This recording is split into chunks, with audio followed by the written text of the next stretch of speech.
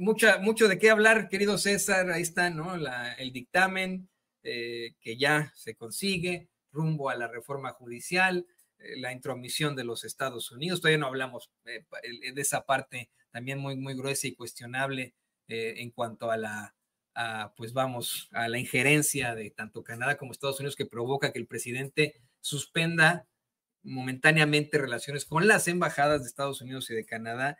Y otra cosa que te quería comentar, César, también aportándole un poco a esto, lo que comparte por ahí el corresponsal del periódico La Opinión, Jesús García, de cómo es que la Comisión de Relaciones Exteriores del Senado de los Estados Unidos, liderada por el demócrata Cardin, el senador Cardin, y en un comunicado, Ben Cardin con el senador Tim Kaine y el republicano Marco Rubio, por supuesto, ¿no? Marco Rubio, se mandaron un comunicado para criticar la reforma judicial en México. Ahora bien, quiero dejarlo muy claro, estos son solamente 3 legisladores, no es que el Congreso de los Estados Unidos haya puesto de acuerdo para hacer una determinación en contra de la reforma judicial de México. Son 3 legisladores. Nos vayamos con la finta.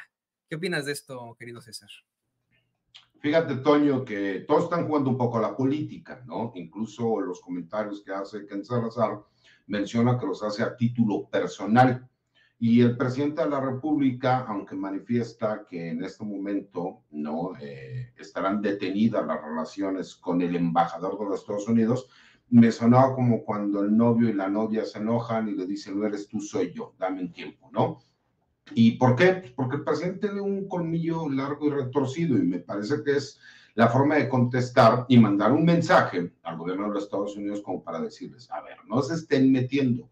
Entendemos que ahorita mucho de la política que existe entre ambos países, pues va a estar jugando un papel importante porque recordemos que vienen elecciones, ¿no? En Estados Unidos y que ellos pues son capaces de hacer cualquier cosa y de prometer cualquier cosa con tal de jalar ese voto fuerte que tiene cada uno de ellos, ¿no? Republicanos y demócratas históricamente han utilizado el tema de México como para tratar de jalar a su base electoral más fuerte. Y lo hemos podido ver, lo hemos podido observar.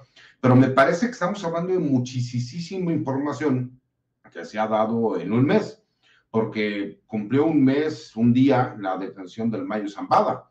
Y me parece que no es un tema menor. Recordemos todo lo que ha sucedido alrededor de la detención del Mayo Zambada.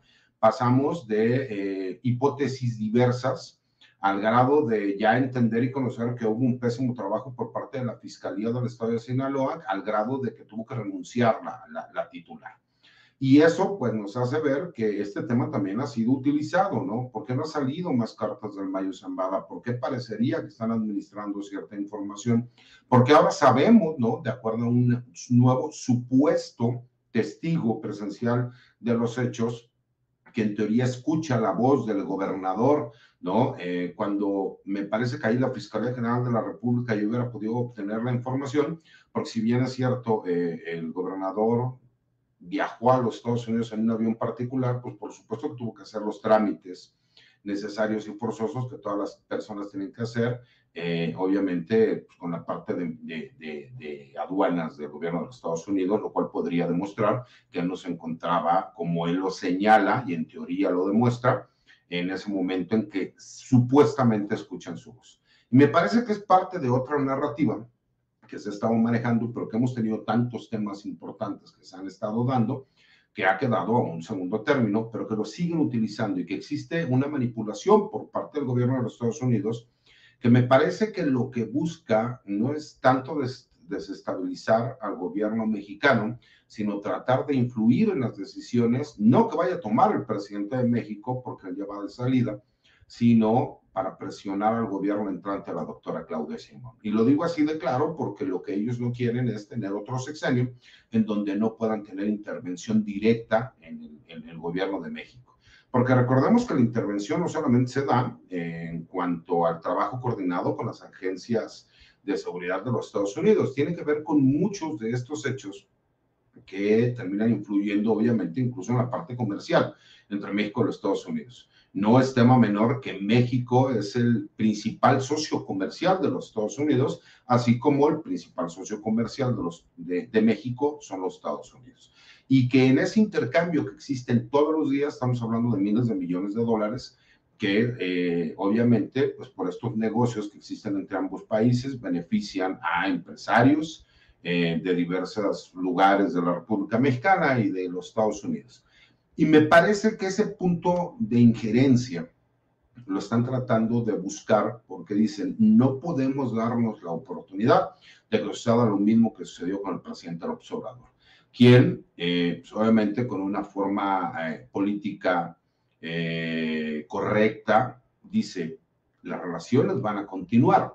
Lo que dejamos en suspenso es la relación con los embajadores, porque dice el embajador de los Estados Unidos, con Ken Salazar, y la pregunta expresa uno de los reporteros dice que también con el embajador de Canadá. La realidad es que la relación comercial que México tiene con Canadá no es tan importante como la que tenemos con Estados Unidos, pero no deja de ser un tema menor. ¿Por qué? Porque parecería excepción de acuerdo para contestar y hacer un extrañamiento en el sentido de la reforma judicial. Ahora entrando al tema de la reforma judicial, me parece que aquí el tema importante es, el mismo Poder Judicial entiende que es forzoso una reforma. Lo que pasa es que no están de acuerdo en que esta reforma sea con la elección, ¿no? Del voto libre, directo, universal, ¿no? De la sociedad mexicana, porque ellos consideran que se necesitan capacidades técnico-jurídicas para poder ser juez o magistrado. Y en esa parte puede que tengan razón, pero también la misma reforma nos habla que aquellas personas que sean electas, juzgadores, jueces o magistrados, pues van a tener un periodo en donde se van a preparar para que se pueda llevar a cabo.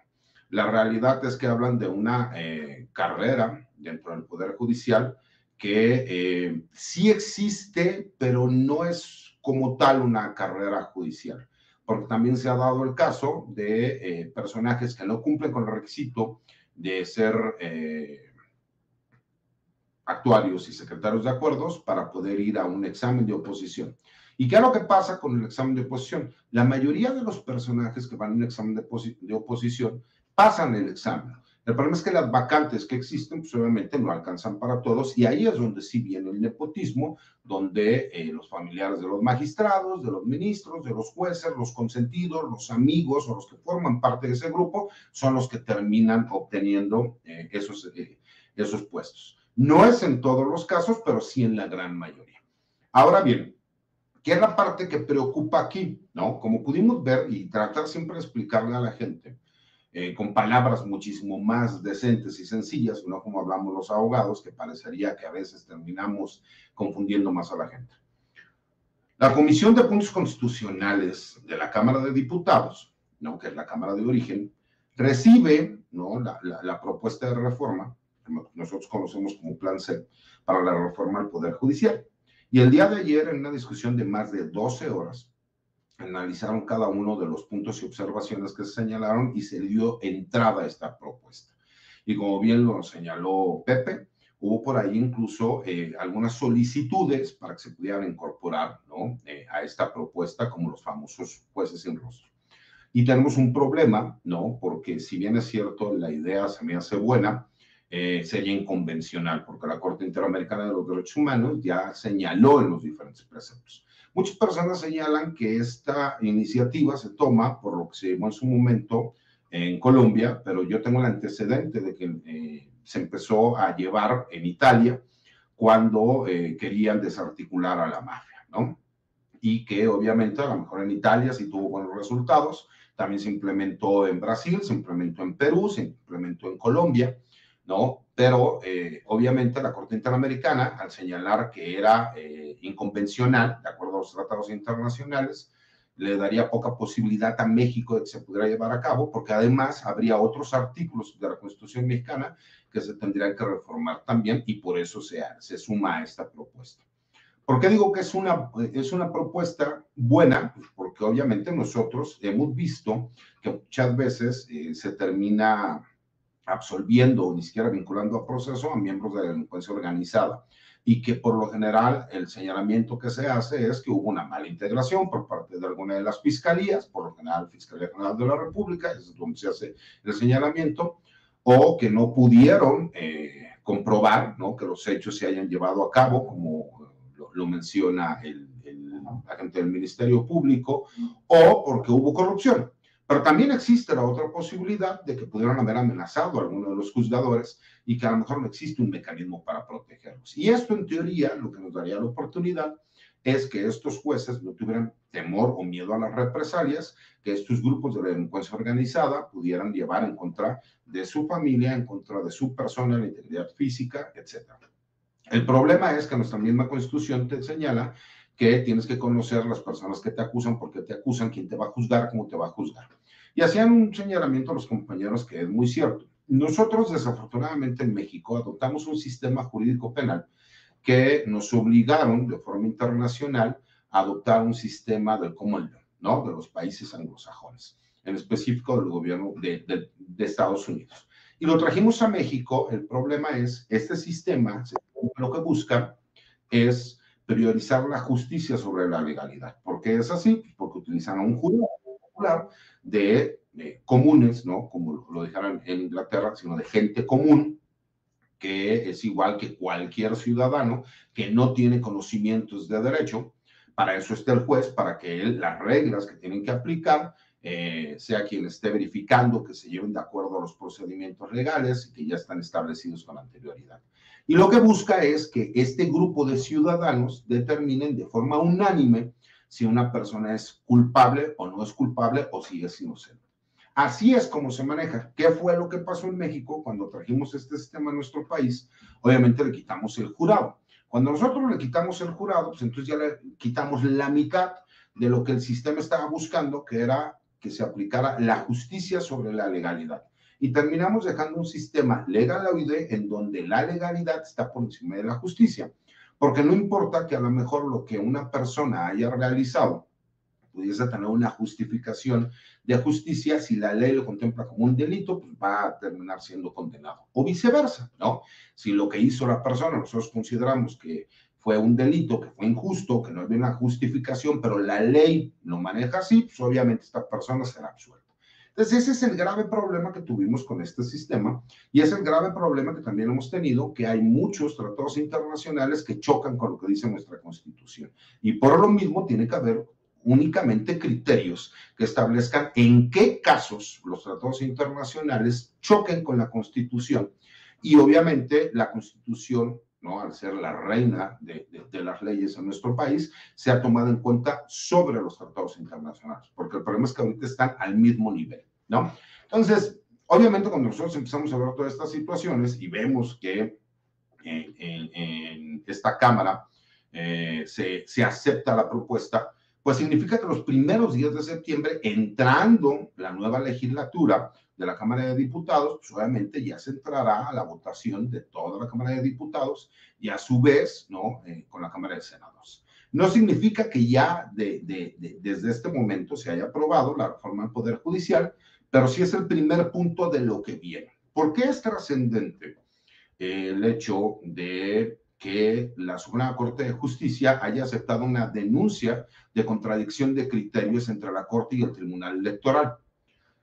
Mucha gente dice que no debió haberlo aceptado, y si es una facultad de la Corte el que lo acepte, todo tiene que ver en cuanto a la resolución. ¿Y por qué yo digo que aquí estamos hablando de un lawfare o de un golpe de Estado técnico, una famosa guerra jurídica? Porque ellos están tratando por medio de una chicanada legal, a mi consideración, porque hay que recordar algo, son criterios completamente distintos. Este criterio que la Suprema Corte de Justicia quiere analizar y quiere entrar al estudio, nos habla del artículo, y ahorita lo voy a decir, 116 constitucional, y aquí lo que en teoría se está hablando es del artículo 54 constitucional. ¿Qué significa esto? De la repartición de los diputados de representación proporcional, o sea, los plurinominales. Y no tiene absolutamente nada que ver con lo que en su momento, en 1998, el gobernador de Quintana Roo, ¿no?, Villanueva, quiso manejar como diciendo que ellos iban a tener una mayoría porque habían sacado un número mayor de votos. Esa es la parte que a mí me parece importante, y más por el hecho de que fue turnado a un ministro que todos sabemos que pues, obviamente fue señalado y ya se aceptó que existieron esas reuniones donde la ministra Norma Piña quiso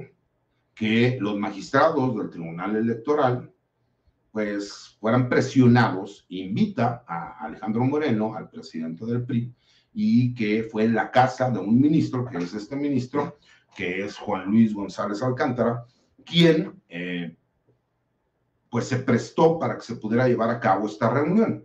Entonces, para mi consideración, pues existe, por supuesto, por ahí un impedimento legal, porque hay un claro conflicto de intereses. En pocas palabras, lo que está intentando, ¿no?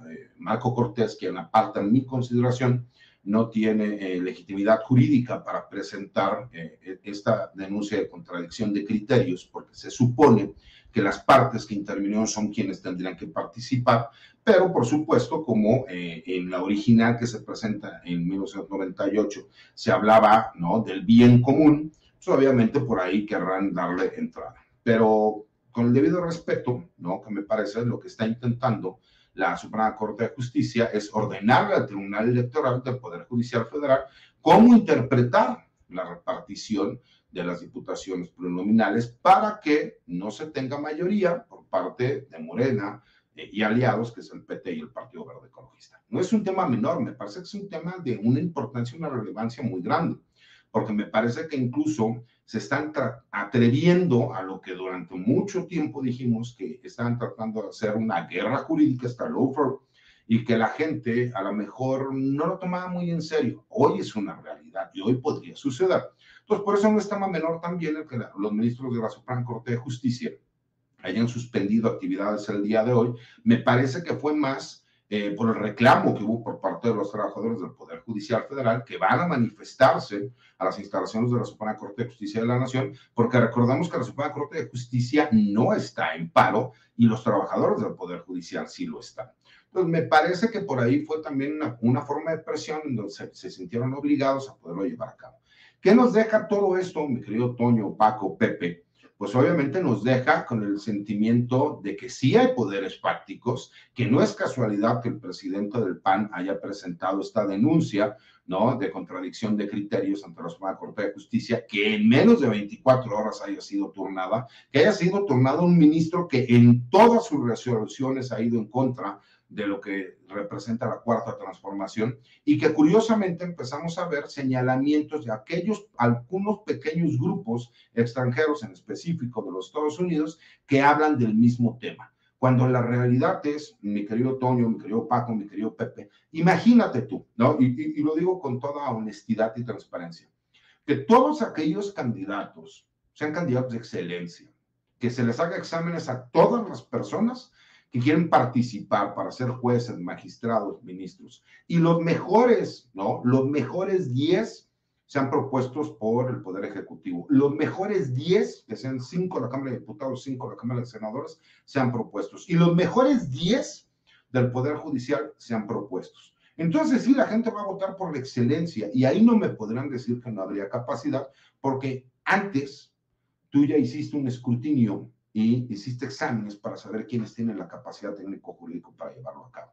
Me parece que lo que ellos tratan de defender es un cúmulo de beneficios que durante años estuvieron recibiendo y que los hizo vivir una realidad alterna de lo que vive en el día a día la mayoría de los mexicanos. He leído por ahí incluso varios tweets, ¿no?, de gente tratando de defender el que no se lleve a cabo la reforma judicial, diciendo, si tu abogado apoya la reforma judicial, cambia inmediatamente de abogado. Yo les diría y les contestaría, si tu abogado dice que no debe haber reforma judicial, pues es un corrupto que se beneficia de todos estos pactos en lo oscurito que existen entre los poderes fácticos y entre ellos el Poder Judicial. Totalmente, qué buena respuesta, exactamente, así. Y no solamente lo he escuchado de ti, querido César, de muchos otros abogados que por supuesto son honestos, como es que más allá de una cuestión política, de un enfrentamiento político, esa reforma judicial es absolutamente necesaria, incluyendo la selección de jueces, magistrados y ministros.